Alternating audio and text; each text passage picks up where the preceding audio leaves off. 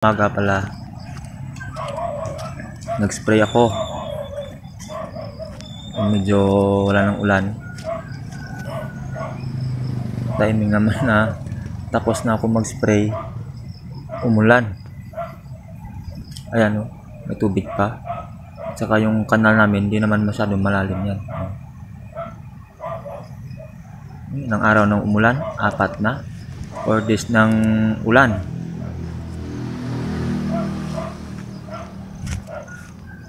May kasunod naman na bagyo.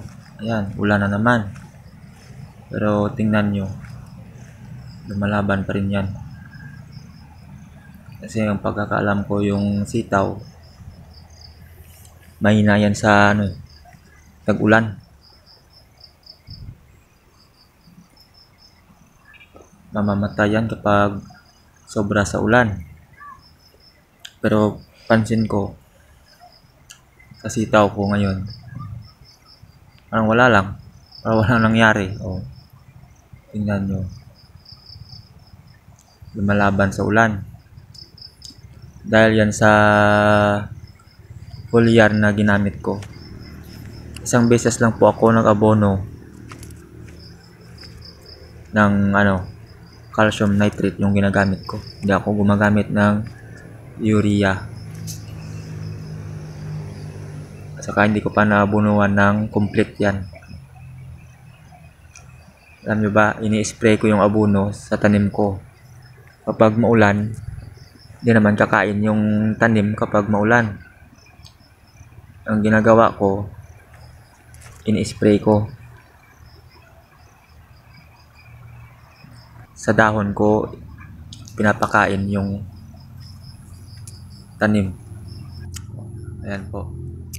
Bali sa dahon ko, sila pinapakain lang.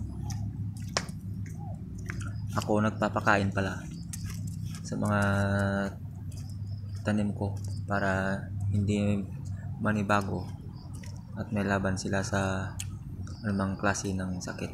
Ayan, papunta na po tayo sa ilog. Ayan pala yung ilog namin. Starring yung baka ko. Ayan. Ayan po mga kagre. At may swimming pool pa. Swimming pool. Ayan ang tulay papunta sa kabilang barangay. Ayan. Bumabaha pero hindi masyado malalim. Ayan. Malawak na ng ilog namin. Ayan po mga kagre. Ayan.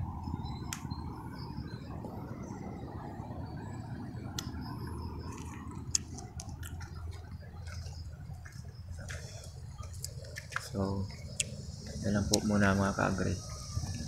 Update na ako sa susunod na mga video ko.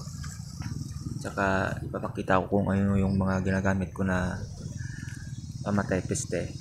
Salamat mga kaagre.